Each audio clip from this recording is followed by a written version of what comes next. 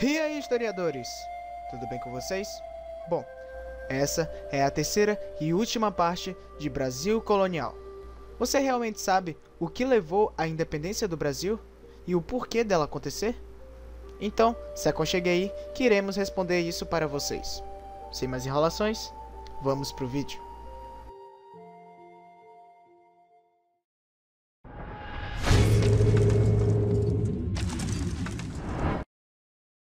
Em 1808, Dom João assina o Tratado de Abertura dos Portos às Nações Amigas, ou seja, o Brasil podia comercializar com as outras nações. Mas estava meio difícil de manter comércio com Portugal, pois os franceses estavam mandando em tudo por lá. No mesmo dia, o rei teve que assinar outro tratado de aliança e amizade, onde Portugal tinha que diminuir o tráfico negreiro, pressionado pela Inglaterra. E em 1815 em diante, Portugal não podia levar escravos para cima da linha do Equador, mas Portugal nem diminuiu. E em 1810, os produtos da Inglaterra seriam tributados em apenas 15%, enquanto as de Portugal seriam de 25%. As relações de Portugal com o Brasil mudam bastante depois disso. A corte e os ministros estão agora no Brasil. O Brasil até tenta invadir um território francês chamado Guiana Francesa, por vingança dos próprios franceses, mas não conseguiram conquistar. Em 1811, outra invasão acontece contra o Uruguai atual, e depois em 1816 de novo, até 1821, onde o Brasil consegue conquistar o Uruguai e é batizada como Província de Cisplatina. Mas depois de muita guerra, eles conseguiram se libertar e proclamar a independência.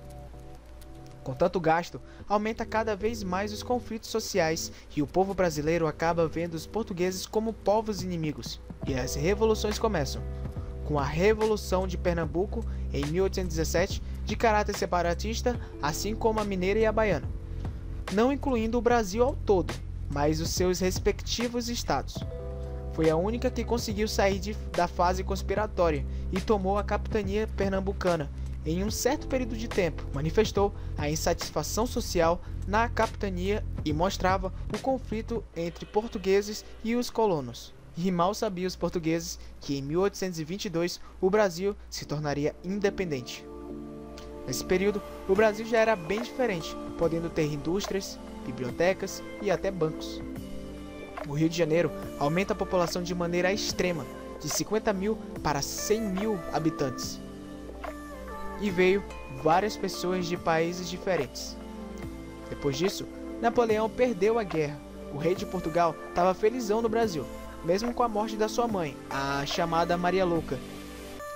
E então ele é proclamado Rei Dom João IV, virando rei do Brasil e ao mesmo tempo rei de Portugal. Os portugueses queriam que ele voltasse para o país, já que Portugal estava na merda, mano. Estava em uma crise enorme, tanto economicamente como militarmente, pois eles estavam rendidos pela coroa britânica.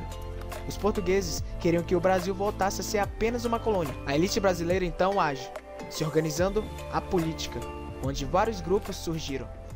As que defendiam os portugueses, onde eles buscavam a volta do rei para Portugal, e outros que defendiam o Brasil, que não queria ser colônia mais.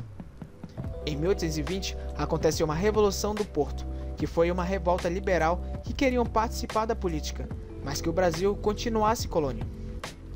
E em 1821, o rei volta para Portugal e deixa seu filho, Pedro I.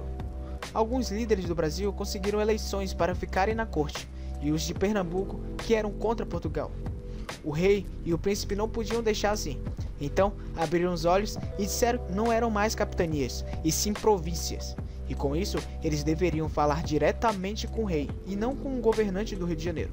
E no mesmo ano, os portugueses queriam também que Pedro voltasse para Portugal, mas Pedro decide ficar, e convence seu pai disso. E em 9 de janeiro de 1822, ele diz para o povo que iria ficar no Brasil, e que ele iria mandar em tudo.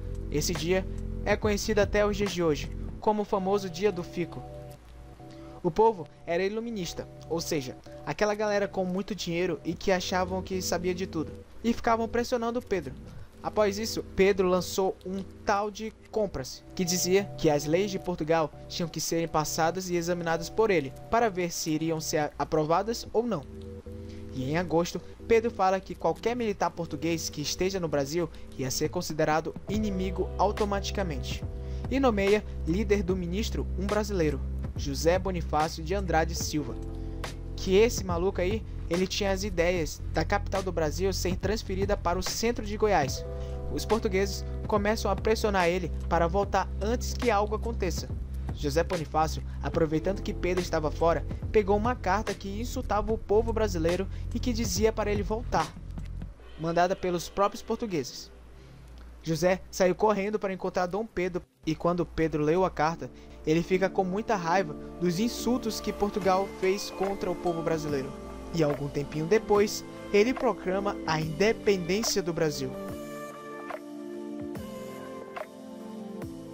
Então é isso, galera, espero que vocês tenham gostado. Não esquece de deixar o like, se inscrever no canal.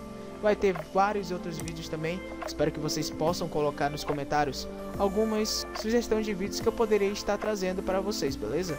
Então é isso, valeu, falou e fui!